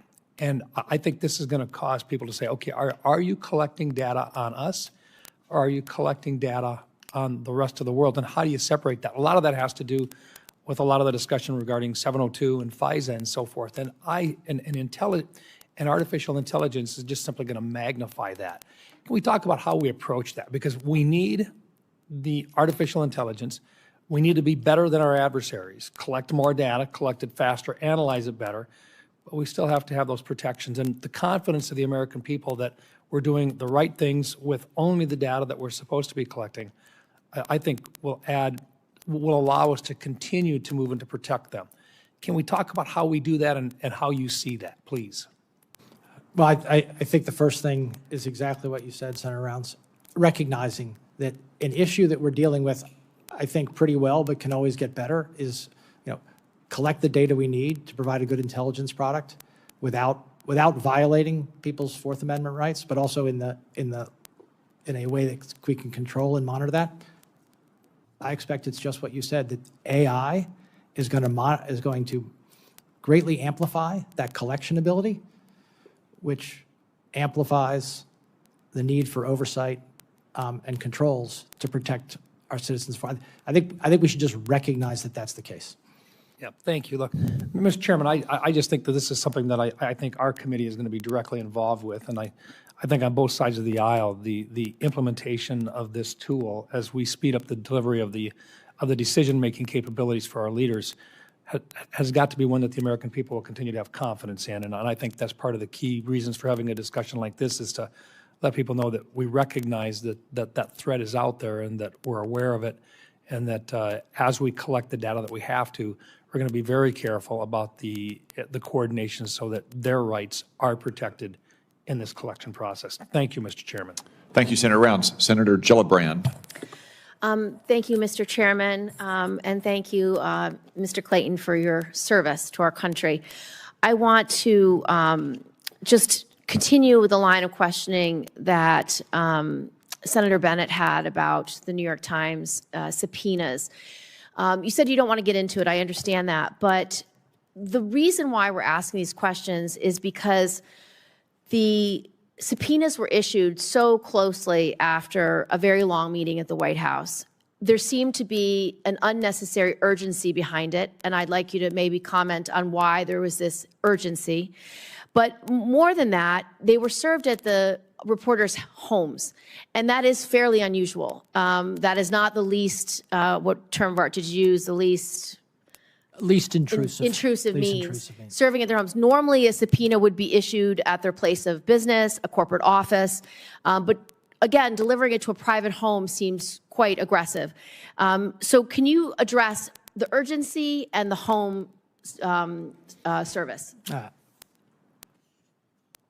But what I said before is I'm not going to get into the specifics of and the circumstances of the matters being investigated. Understood. So I just want to talk about the process, because I get you don't want to talk about the substance. Yeah, and then on the process, how quickly you would do something following the process depends on those facts and circumstances of the investigation, including the potential spoliation, of information and the timeliness of the threat. I think I'm going to leave it at that, but this was a judgment, and it should always be a judgment that's made collectively. That's the way I look at these things. Well, I would just urge that this doesn't sound like the proper independent legal process that we would normally expect for issuance of a subpoena. The characteristics surrounding it seem rushed, aggressive, with an unnecessary urgency. And I would just caution you in your role. You are going to have many times when you may be influenced to engage in an investigation because the White House is unhappy with a report. The thing about this particular issue is that the plane was reported on months and months ago, about the concerns that because it was built by Qatar, that it wouldn't have the same security aspects that one would need to protect a president. And so this just doesn't ring true that your process was a thoughtful, deliberative, and normal oversight process. And that is why this committee is deeply concerned. Do you understand that? I understand your concerns. Okay. I understand your concerns. But I want to tell you, I am comfortable with where we are, and I'm comfortable with how we are proceeding from here. Okay, well, we expect judicious, thoughtful, legal processes from this committee. The second thing that this committee is concerned about are this issue of election security. Senator King tried to get you to say, did he win or not win the election? President Trump has an issue with whether he wins or doesn't win elections, and it's affected your office, and I need you to understand how it's affected your office. After the 2016 election, there was allegations that there was foreign interference by Russia. And President Trump was very concerned that somehow his election was not on the up and up. And so what he did in response when he became president was he eliminated every aspect of your office's oversight of the election process from cyber threats. You had personnel that were very knowledgeable about cyber threats, especially foreign influence. There were personnel at CISA, there were personnel at the FBI, and they were all fired. And then President Trump now wants to make sure that the 2020 election, that nobody says Biden won the election. So you can understand why this committee is concerned that you won't say Biden won the election, because it just reeks of this insecurity by the Trump administration about election security. So when you say election security is important to you, I want to make sure that you understand the ODNI has a responsibility towards cybersecurity, towards election security, that's not about voter fraud, but about the influence of foreign countries on our election security. Do you understand that? Absolutely, and it is a significant concern of mine. One of the things that I did not get an opportunity to talk about before, cybersecurity has been part of my private sector and public sector practice for well over a decade, going on close to 2 decades. So will you add that back to ODNI, because it was taken out by Gabbard? When I was talking, yes, when I was talking about processes and integrity of our election, cybersecurity is front of mind. So will you restore the cybersecurity complement to your job, as well as the biosecurity threats, and as well as the Foreign Malign Influence Center? I can commit to making an assessment, and to the extent that more resources are needed, or more focus is needed, or more coordination is needed. Well, we would urge there are more resources and focus needed in those 3 areas. And I look forward to dialoguing with you on that. Thank you, Mr. Thank you, Chairman. Senator Gillibrand. Senator Langford. Mr. Chairman, thank you. Mr. Clayton, good to see you again on it. You have served the nation in multiple different roles before in leading SEC and did a very good job there in Southern District of New York in the U.S. Attorney's Office. You've got a very unique experience and background walking in on intelligence. You've handled money laundering, drug kingpins. You've handled international terrorist and foreign terrorist organizations, counter-espionage cases. You've handled a lot of things as a prosecutor in this. My question to you is, how does that experience and knowing what is needed to actually prosecute individuals affect how you approach this task in helping the intelligence community trying to be able to gather information? Great to see you. Thanks. Good to see you again. The role that you just described is one that I believe draws on a lot of the experience that I have had as a counselor for years. And that is that I want to be respectful that the intelligence community is about providing information and analysis, not setting policy or making decisions. And I look forward to playing that role as ODNI. I think that my experience as a consumer of that type of information will help me provide the information in the way that is best for the consumers I serve. I always worry that people who are the providers of information are providing it for themselves and not for the end user in the most effective way for the end user. Maybe we're doing that, maybe we're not. I hope we are. But I also want to say, as Senator Cotton noted and others have noted, the women and men of the intelligence community are incredible. I look forward to working with them, learning from them, and figuring out how to provide that best possible intelligence product. Okay, that would be very helpful, and it's helpful to all the policymakers to have the best, clearest, non-safe, if I can say it that way, documents to just get the information out so people can make the decisions based on the information that we actually have. That would be helpful, and as a consumer of that, I would assume that makes a difference for you. ODNI started out as a very small entity after the 9/11 attacks, as you know well. It has grown to a multi-thousand-person organization. There have been a lot of questions around this dais to try to figure out, is it the right size?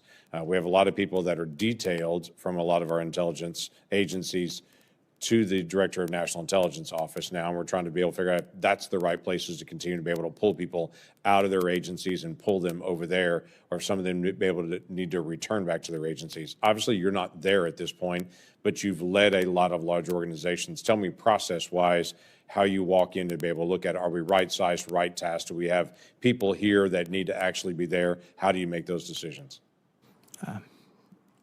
Thank you. I tried to outline it in my opening remarks. Right. What is our mission? The safety and security of the American people. How do we deal with that every day? We provide decision makers with the best possible intelligence product. What is the structure over the intelligence community with the role that we have, which is supposed to be oversight and integration, not operations? What is the structure that best serves that? That's how I intend to look at it. And specifically, where do people return? Where do they stay? The analogy that is in my mind is a board of directors that oversees a number of subsidiaries. In most cases, that board of directors is fairly lean and relies on reporting from the subsidiaries with some efforts to synthesize, some committees, that is what is in my mind. Not one thing you don't want to do as a member of a board of directors, whether you're in oversight or empowerment or both, is get into the day-to-day of management. You lose perspective. Yeah. You have handled terrorism cases coming straight out of Iran and threats that have come to us. For 47 years, the United States and American citizens all around the world have faced terrorism threats from Iran and the growth of the proxy terror organizations. What can you tell us at this point, based on your experience from the Southern District of New York and your prosecution side of things, and then also some of the work that you had done in the past, just dealing with money laundering and the movement of money, the most effective way to be able to deal with the threats that we're facing right now from Iran? The threat's real. It's not hypothetical. Look, all you need to do is look at the people who we have arrested in the last year and what they have done. They intend to do our citizens harm. They are well-funded, and they are well-funded through channels that we need to do a better job of monitoring. Our traditional banking channels, I think, are fairly well monitored. There are new channels I would say, digital asset platforms, other channels where funding takes place that we need to do a better job on. Okay. Thank you. I yield back. Senator Kelly. Thank you, Mr. Chairman. Mr. Clayton, thank you for being here. I've got a couple very basic questions, and then I want to get a little bit of your opinion on the threats we face if we have time. So can you tell me why Joe Biden was certified as the winner of the 2020 election? I'm going back to my constitutional law here, but I don't want to continue to have a debate about this, but I believe he had the most electoral votes. So he won the election? He followed our process, had the most electoral votes, was declared the winner, and who has the most electoral votes? Is it the person that wins or the person that loses? I think that's your characterization. I'm not going to continue to do this. The reason why we struggle with this, and I think it's especially important in the job you're nominated for, is because it seems that folks who are nominated for these positions just fundamentally refuse to disagree with something the president says. And the problem I have with this is he isn't in the room today. You're going to be in a room with him many times. And at times, you should have a difference of opinion. And if you can't disagree with him when he's not in the room, are you going to be able to disagree with him when you're sitting across from him in the Oval Office or the Situation Room? That's what I struggle with, because this job is different. This job, it's not about softening the edges when the truth is unpleasant. It's about delivering information and making sure the president understands that information. And by the way, people risk their lives to get this information. And if it's not transmitted to the president, if he doesn't understand it, I mean, there's going to be disagreements. We expect that. But I really struggle with this, especially in your position, because you can't disagree with him on this, because he doesn't like the fact that he lost in 2020. Look, as you said, Joe Biden was certified because he got the most electoral votes. That means he won, but you still refuse to say that. And I was sitting at the SEC when this occurred, and I can tell you that maybe people worked harder, but I don't think anybody I know worked harder to make an effective transition to my successor at the SEC.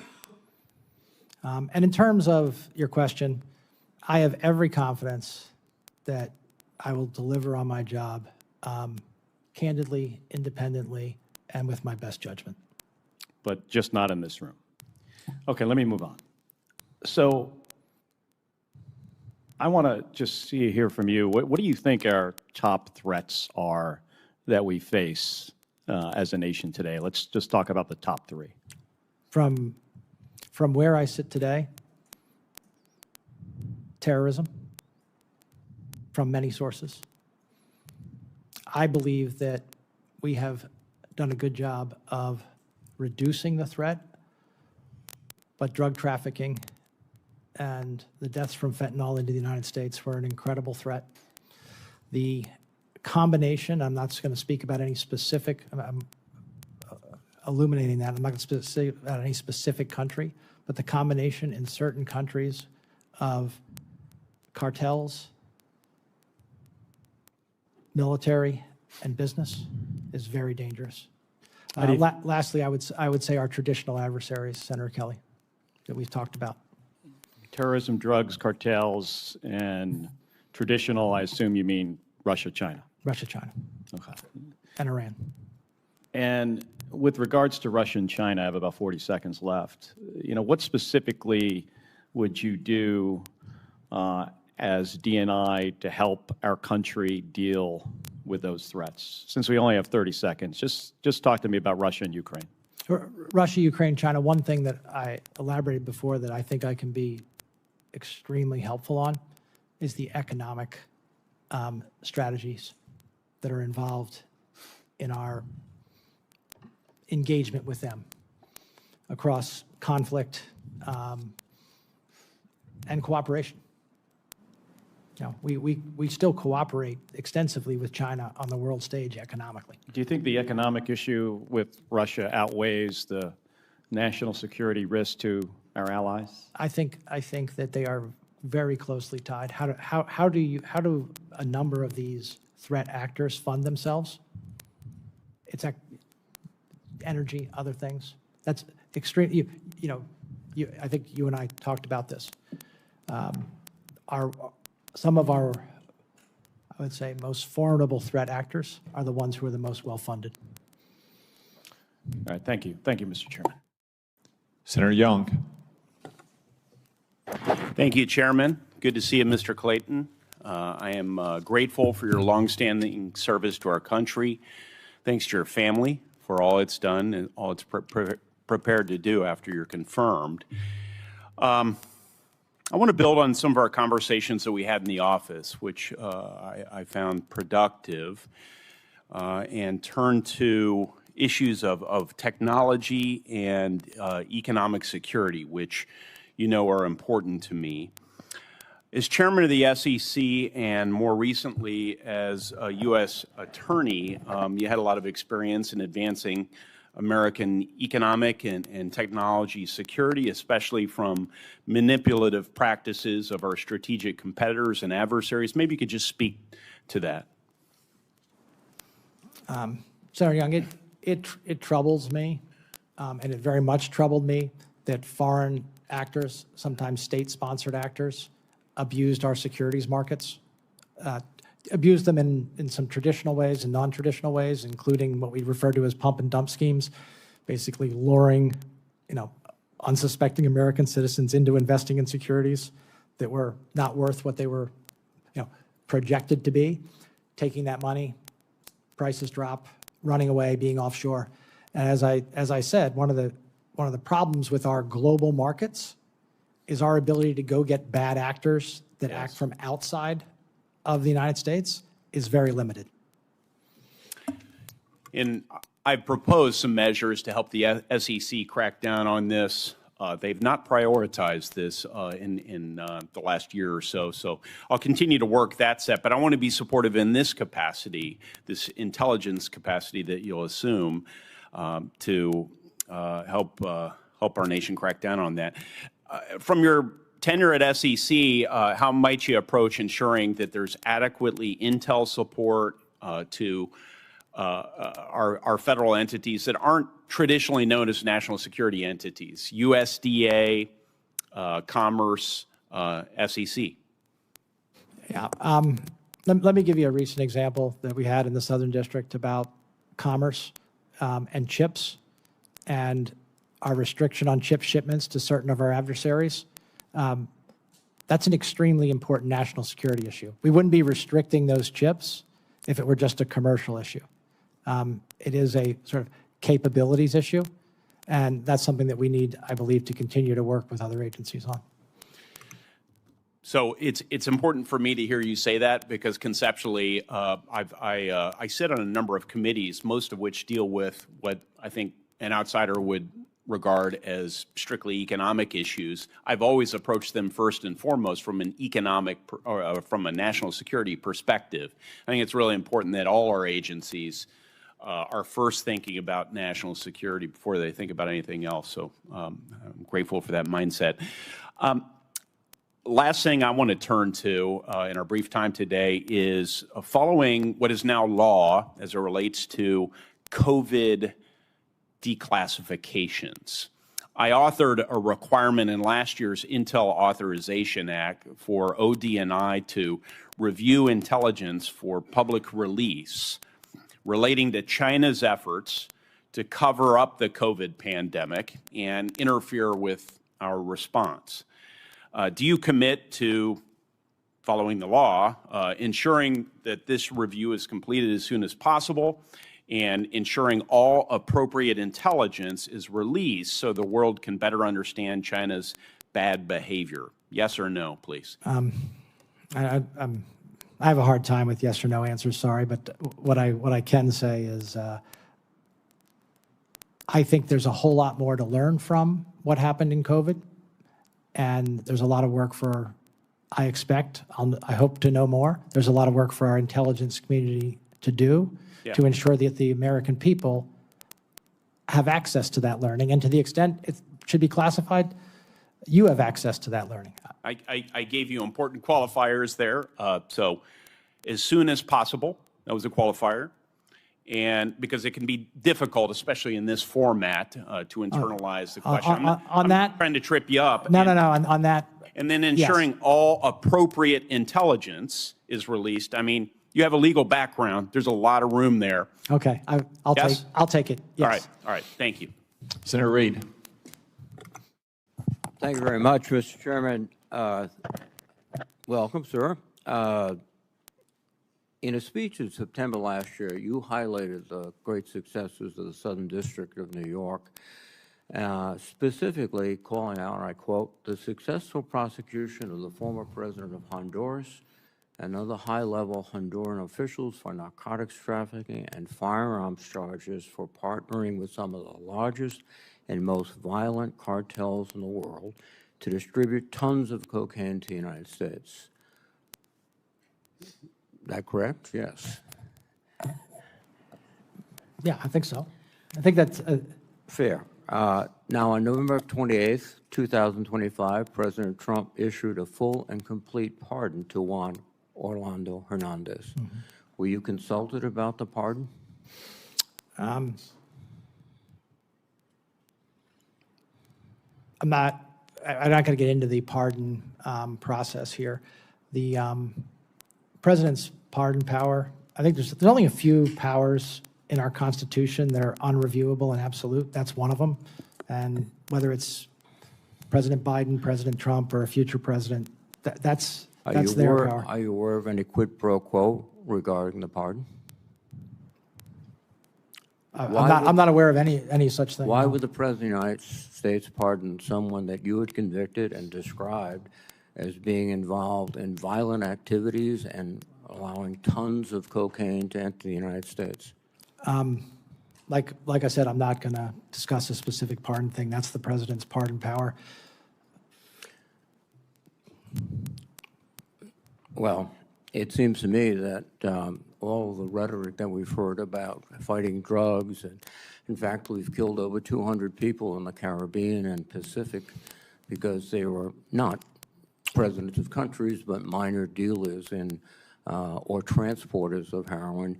And yet here is a king maker or a king piece who gets to walk. Senator Reid, what I can say, and I want to be very clear, I'm not talking about the specific instance, but in our efforts to counteract the serious drug threat from south of our border, we engage with the Department of State, others, on matters of this type. It is a whole-of-government approach to this type of threat. Thank you. Admiral Paparo, who's extraordinary commander of the Indo-PACOM, indicated in testimony before the Armed Services Committee that allowing China to get access to sophisticated chips would eventually come at the expense of American service members in a conflict. So if we're giving chips to China, we're threatening or at least making it more difficult to survival our troops. President Trump, after speaking with Xi, announced a significant policy change to sell H-200 chips to China. Do you agree with the transfer of these advanced chips threatens our military security and more particularly the lives of our service members? Senator, I'm not familiar with that particular decision, but you raise a point that I'm very proud of what my office and our partners were able to do. Chips that were sanctioned and subject to criminal sanction for being diverted to China, we brought that case. I know, and you successfully convicted people for taking the very same chips and getting them into China. The President of the United States turns around and gives them to Xi. And the logic, I think, of your case was these chips would have been detrimental to the security of the United States. Is that correct? Well, I mean, the logic of our case from a prosecutor's point of view was it was illegal to do it it was a priority for the Department of Commerce, and we brought the case. Thank you. One of the things that everyone in your business has to do is speak truth to power, and particularly when it's very uncomfortable to do that. After Operation Midnight Hammer, Lieutenant General Jeffrey Cruz of the Defense Intelligence Agency allowed his analysis to go forward, which said that it did not obliterate the atomic nuclear capacities of Iran. And he was summarily fired for speaking truth to power. It's interesting now because we're at war with Iran, and one of the principles is that they have a nuclear capacity that we didn't take out. Now, I think it appears General Cruz was truthful, and he was punished for being truthful. In your position, you're going to have to stand up to the president and say, no, you can't do that. Are you prepared to stand up? Senator, that's a hypothetical. No, it's not a hypothetical. It happened. But let me just say, in my many years in public and private sector, I've given people my views in the appropriate form, in the appropriate way. I'm completely comfortable that I'll continue to do that. Thank you very much, Mr. Chairman. Senator Ossoff. Thank you, Mr. Chairman. Mr. Clayton, welcome. Congratulations on your nomination. You have an obligation to be honest and forthright with this committee, correct? Yes. And is it the case in the Juan Orlando Hernandez case that the President of the United States pardoned a man who had worked with the Sinaloa cartel to facilitate massive narco trafficking into the United States? I don't remember the specifics of that case. He was convicted in your district. He was convicted. Yeah. I'm just, we convict a lot of people for a lot of drugs. Convicted of narco trafficking, yes? I believe so. No, so at massive scale, yes? Well, you're telling me what I know. That's kind of, he was, I believe, look, I'll take your word for it. He was a convicted narco trafficker. Did the President of the United States, Donald J. Trump, pardon a convicted narco trafficker? I believe we just discussed that. The President provided a pardon, yes. Yes or no? Did the President of the United States pardon a convicted narco trafficker? Yes. Who won the 2020 election? You know, I'm not going to do this with you. This is a job interview. We've established that you have an obligation to be honest and forthright with the committee. Yes, you do have an obligation to be honest and forthright with the committee? Yes. Who won the 2020 election? Like I said, I'm not going to get into that with you. But you do have an obligation to be honest and forthright with the committee. Is anything that I just said not honest or forthright? Yes, you're not being honest or forthright. Who won the 2020 election? I think I've answered the question. We can keep doing this. Well, we're going to keep doing it because you're not being honest and forthright. No, I'm not going to engage in the theater. It's a simple question, Mr. Clayton. And I've answered Who won the 2020 presidential election? I've answered it.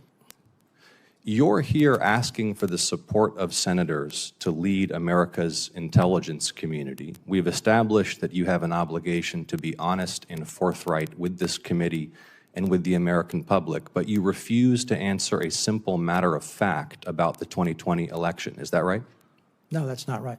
Then answer the question. Who won the 2020 election? I have answered the question. Answer it. What is your answer? I've given you my answer. What is your answer? You refuse to answer a basic question about who won a presidential election, but you asked to lead America's intelligence community? Isn't it humiliating to be unable to answer this question, to have to indulge the president's delusions? We know, you know, everybody in this room knows the truthful answer to that question. Why can you not give it? I think I gave you the answer. Are you aware that Director Gabbard was present at the Fulton County raid in Georgia earlier this year? You discussed that with me yesterday in your office. Are you aware that Director Gabbard was present at the Fulton County raid earlier this year? You brought it to me, my attention. What is going yesterday. on here? You've said at the beginning of this you have an obligation to be honest and you're forthright saying with the it- committee. no, I'm you're- asking a you're- very simple question. Are you Actually, no, aware that you're- Director you're Gabbard was asking present me- at the Fulton County raid earlier this year? Yes or no? Are you aware? I was. You won't answer that question either. I just said I was made aware of it by you yesterday.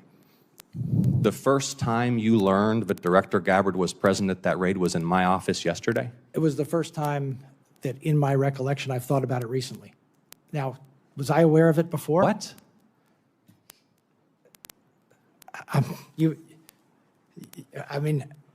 You brought it to my attention yesterday. Okay. I had not So thought. you had not known I had until... not thought about it until you brought it to my attention yesterday. Your answers lack credibility. Your testimony lacks credibility. You're being evasive and you're not being candid or forthright. And everybody across the country is going to watch this and know that. Are you aware that former Director Gabbard testified that her presence at the raid was, quote, requested by the president?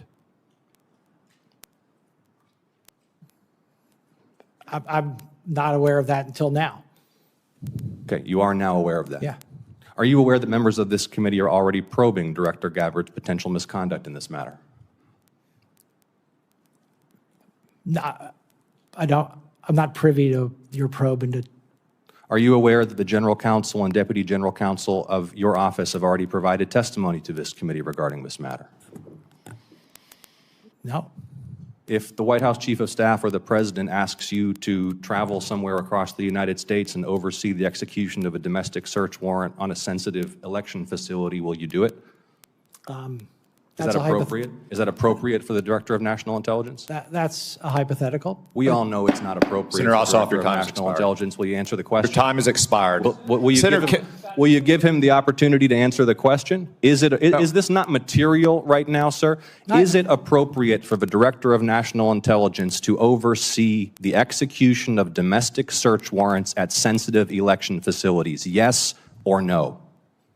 I think you're asking me, as you just said in your first comment to me. Yes or no, is it appropriate? Look, No? you are asking me to comment on a matter that you just said was under investigation. No, I'm asking you. Okay, Senator Ossoff, your time is expired. Disqualifying. Vice Chairman, do you have anything to add? Senator King, I did not recognize you. I recognize the Vice Chairman. Senator Collins. Senator King, I did not recognize you. I recognize the Vice Chairman. Mr. Vice Chairman, will you make the point? I will make a point. I want to make a couple points. One, I strongly disagree with you about the issue of drug trafficking being more important at this point than the threat of China or Russia. But that you're going to. I'm sorry. Please. He asked me for the most ones. I did not rank them in order. Well, I did not rank them in order. Well, let me just. I want to make one point, then I want to come back to the point that my colleagues have been making. Because this is an area that you're familiar with, in terms of Securities and Exchange Commission work. We are working diligently on a bill to create a set of laws around digital assets. From your work at the U.S. Attorney in the Southern District, from your focus on drug trafficking, is it not the case that many drug traffickers use digital assets to transfer funds?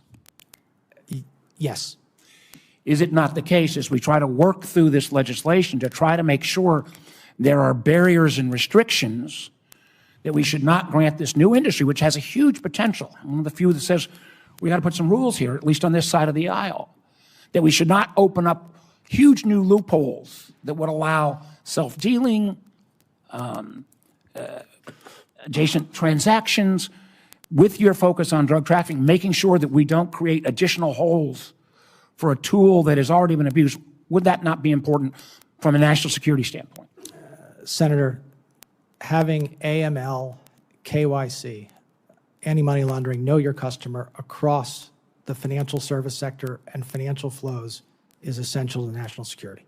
And should it be confirmed, this is going to be happening very quickly, one way or the other, and I want to make sure that those are you would be able to weigh in. I just want to say this. I've known Mr. Clayton for some time. I've worked with him. I worked with him closely when he was at the SEC, but I am bitterly disappointed. And I don't,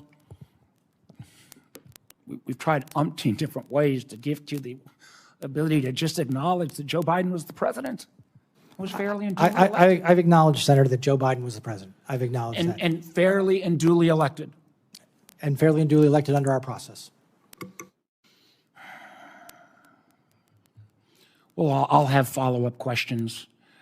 I also have to say, as someone who's spent an enormous amount of time on this election interference issue, that it strains credibility.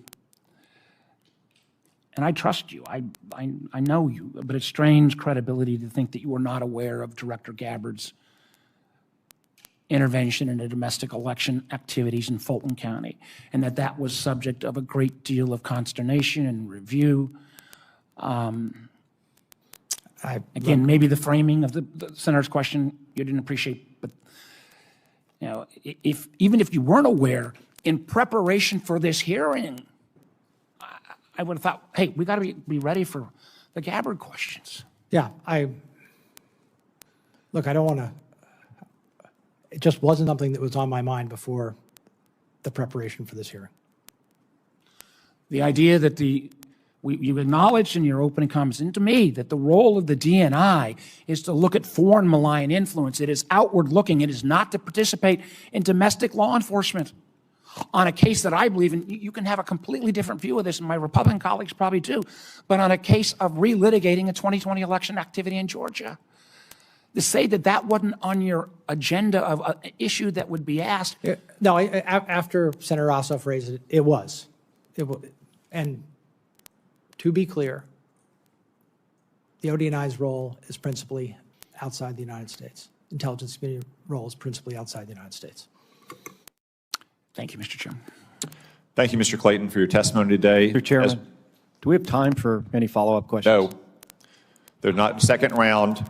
The Capitol Police will receive the annoying or remove the annoying lunatic from the crowd. Mr. Clayton is aiding Israel in laundering money through World Liberty Financial and the digital asset infrastructure, and the committee knows it. The committee cannot agree. I apologize to lunatics for comparing that guy to him. Mr. Clayton, thank you for your testimony today. As a reminder, we expect to have a vote next week. Members, questions for the records will be due today at 5:30. Mr. Clayton, I trust you can respond to those no later than 5:30 on Friday. This hearing is adjourned.